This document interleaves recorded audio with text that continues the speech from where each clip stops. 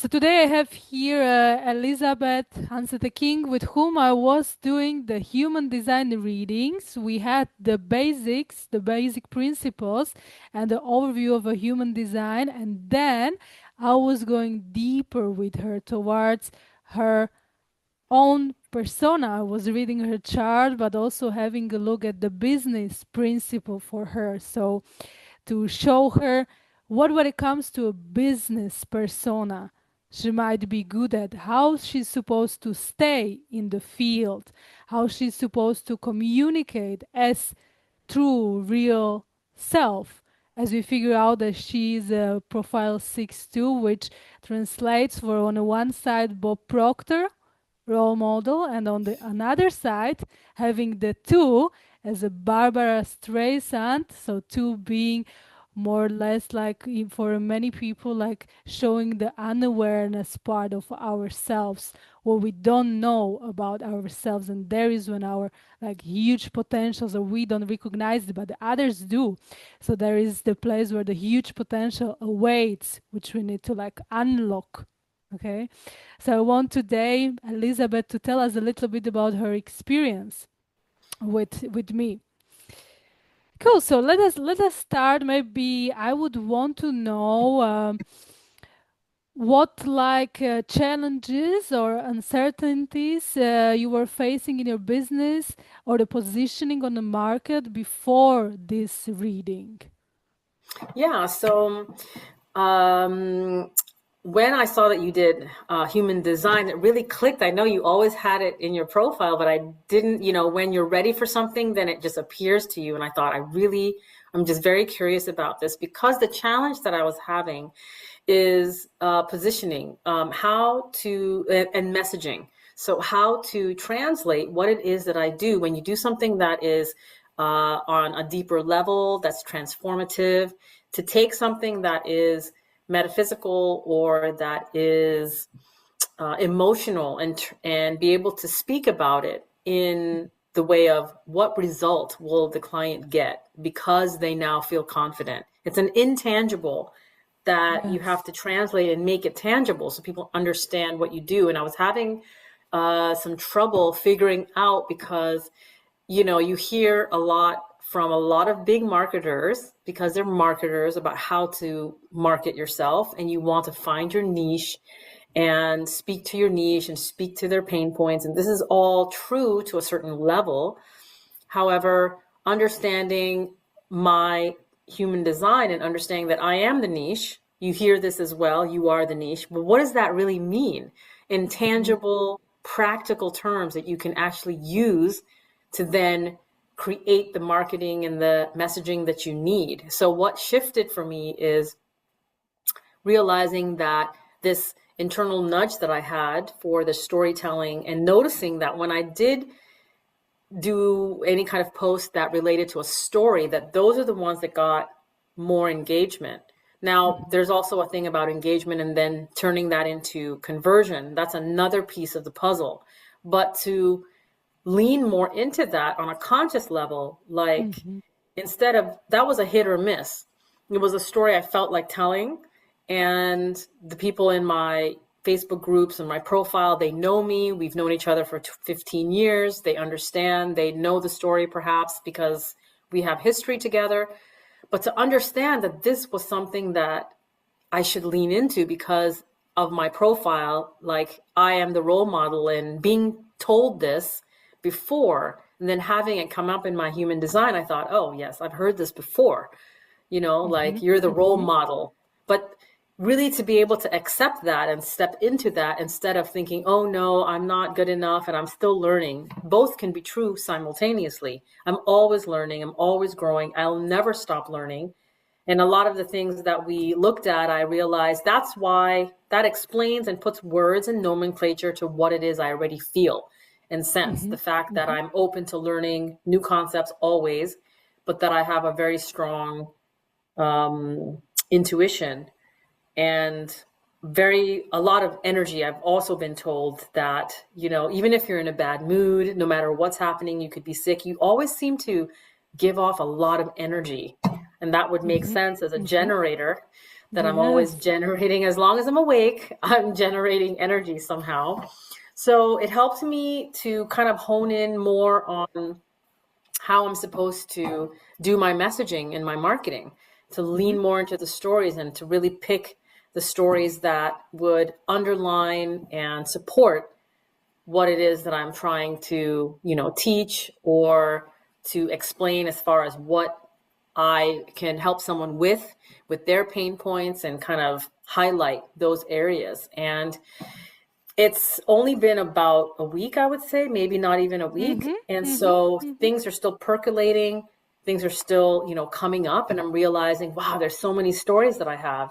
I didn't realize it's like it unlocks some sort of door to, I just figured out something for today's posts, these stories Mhm. about the voice Mhm. and about speaking up, for example, and all the different nuances that can be used in the storytelling. And I mean, that's something that I can also, now having this very conscious awareness, I can use that for coaching the entrepreneurs and the women that I work with about their story, right? Mhm. And Mhm. after we had our meeting, I had like this download of all these different books that I could write, short stories. And just, I was so inspired by that.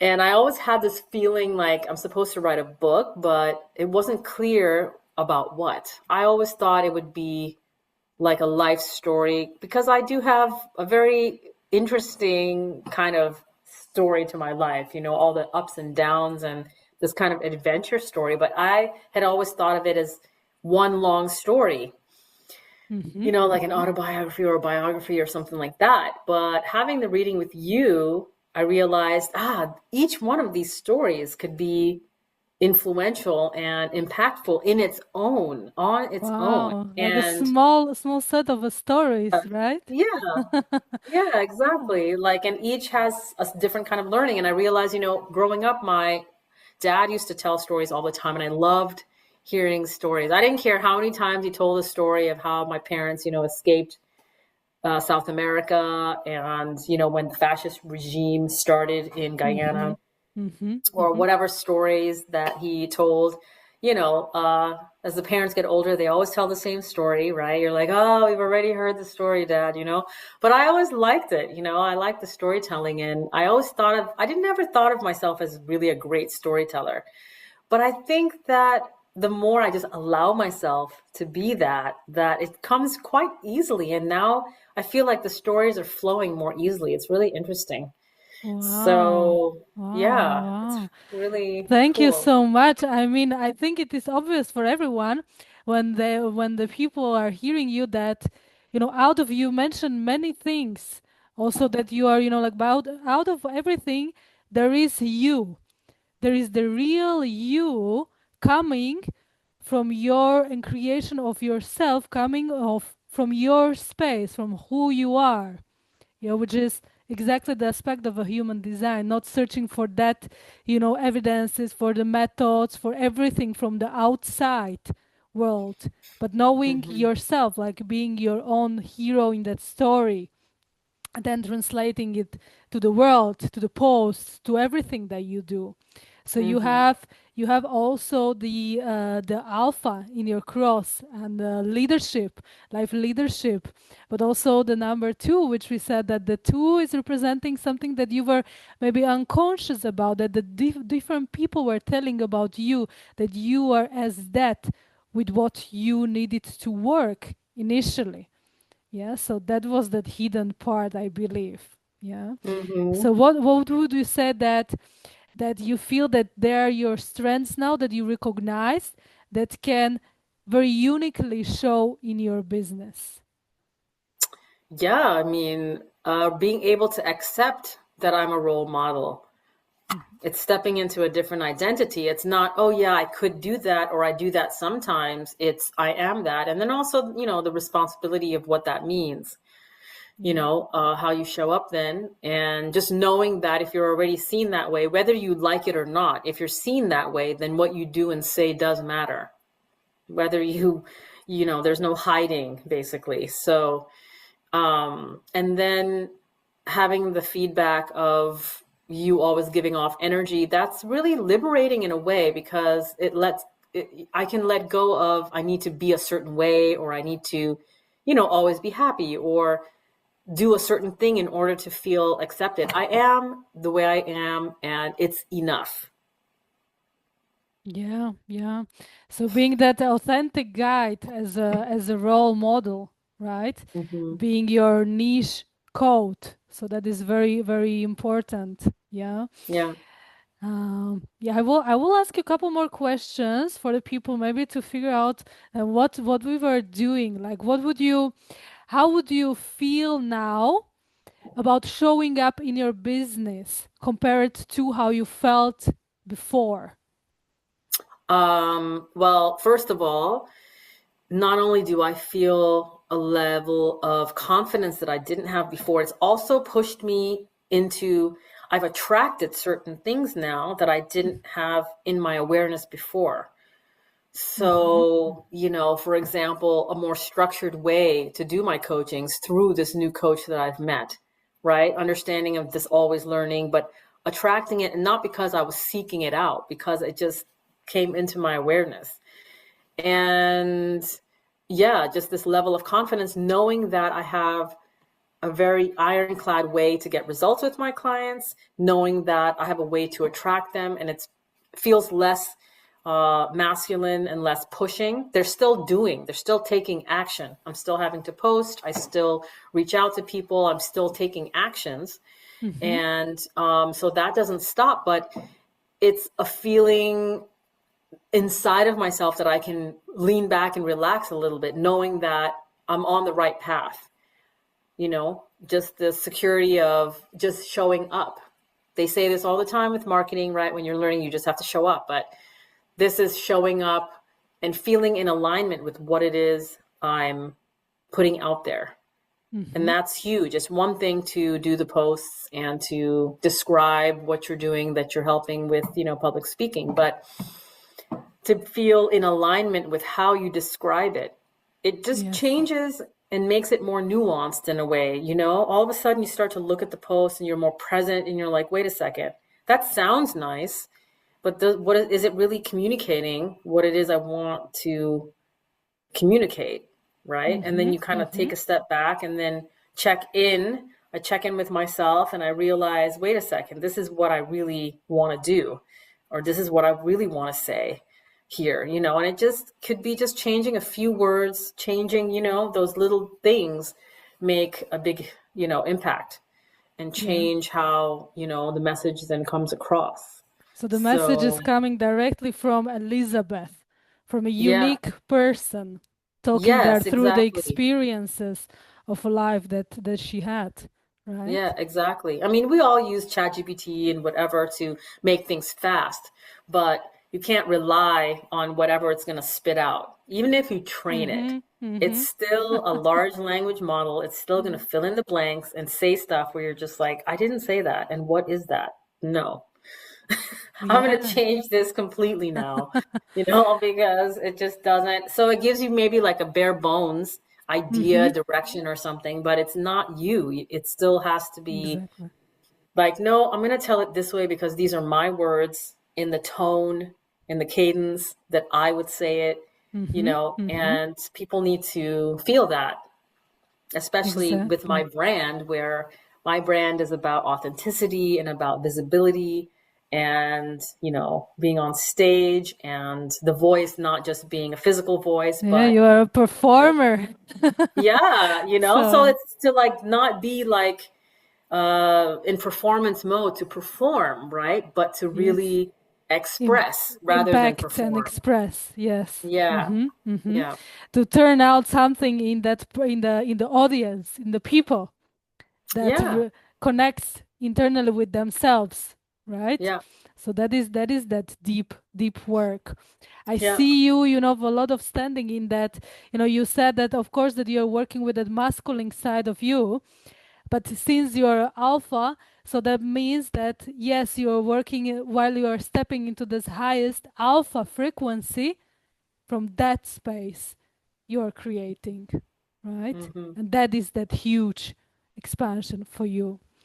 So Yeah. let me just ask you, how did you feel during this process? As it was a little bit long and detailed, I know that it can be a little bit like, I repeat some things more times. I go into a depth. I repeat it after the first session. I repeat, the details of it to the second session because for me they give a lot of logic and they're very in these. If you remember, in these channels and if these gates, they are very unique, so I needed to go very deep to the understanding of them. How did you felt during it? I tend to absorb information very quickly. So when I'm listening to a video, I'm training, it will be 1.25 or 1.5 every time. It's Mhm. always too slow for me. I get bored. I'm like, oh. So it was a little difficult to hear it again and again. Um, I think maybe what would be good is like Mhm. the first session is the initial session, and then to send me that PDF so I can then read it. So that reinforces, Mhm. from the Mhm. first session, because I got the PDF after the second session. Yes. And then I was like, oh, yeah, okay, this is what you talked about. And it's really good to see that PDF because you can't remember everything that you hear on a first time basis. Even second time, Absolutely. it goes up. Mhm. Mhm. But the reading is important to reinforce. I didn't really relate to, like, for me, the numbers, I don't know what it is, but the numbers are not, you could tell me I'm a 528 generator. I wouldn't care. Like, I don't know what that means. Yes, yes. This is But a I this mean, is it's a like, completely different, area. So yeah, yes. like the numbers are completely irrelevant to me. And so being too specific about, what numbers meaning what it doesn't really matter to me. What I wanted to Mhm. know was the meaning behind and, the intuition and the balance of those and how to deal with the emotions and, how do we balance satisfaction instead of frustration. Like those Mhm. themes I Mhm. found really useful. So all of the themes I found very The useful. themes. And Uh-huh. Uh-huh. yeah, Okay. definitely. And yeah, being clear about the energy that I generate versus how I interact with the outside world and what I need to get from the outside versus myself. And yeah, it's just very insightful, I would say. I see. Yeah, I see. yeah, So, yeah. what would you say, maybe the last questions for someone considering booking that reading like this? Yeah, I would make also the changes based on your observations. So I would be most likely preparing and sending the file even ahead of it. It's because I'm preparing the pilot, and this is for people, also for me to reflect on to make it even better. What would you say someone considering this? Like, why would you want that another person would want to have this reading? I just think it's just so empowering and impactful to know more about yourself, to confirm, because these intuitions we already have. The thing is that we don't trust them because there's so much noise from the outside world. We're so Mhm. used to getting feedback from the outside. And unless, I would say, maybe for introverts, they're more used to being in their internal world and understanding themselves a little bit more, but still, it just helps to organize thoughts and organize the information that you get. It's organizing and understanding and interpreting it the right way, because the brain, the conscious mind, can make stuff up. That's what it does.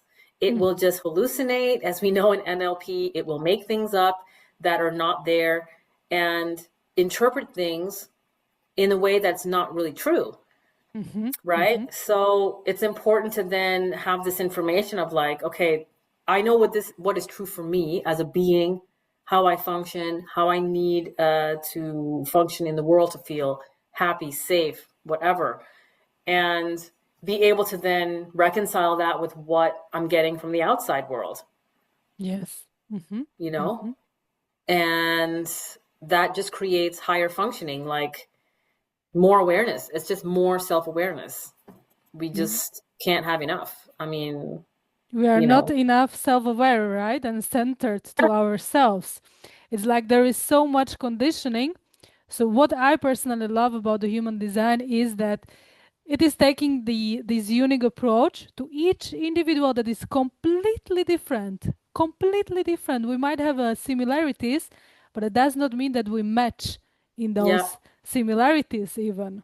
Okay? Hmm. We have the experience, we translate them differently. And then this is the thing that we have so much conditioning and the layers. And for me, the human design is like sharpening the diamond out of that, like out of that some object. Yeah, so Yeah. removing that layers, and I want to see that real person, and I want them to, you to see you, Yeah. right? To see Yeah. that, to Yeah. see the diamond that you are inside of that. What was the benefit maybe of a human design in 3 words, like very very Three words. Huh. challenging? Oh, the challenge, the challenge. Challenge. Okay. Well, definitely clarifying, Mhm. empowering, inspiring. Wow. You managed 3 words. Congratulations. Sometimes this is tough.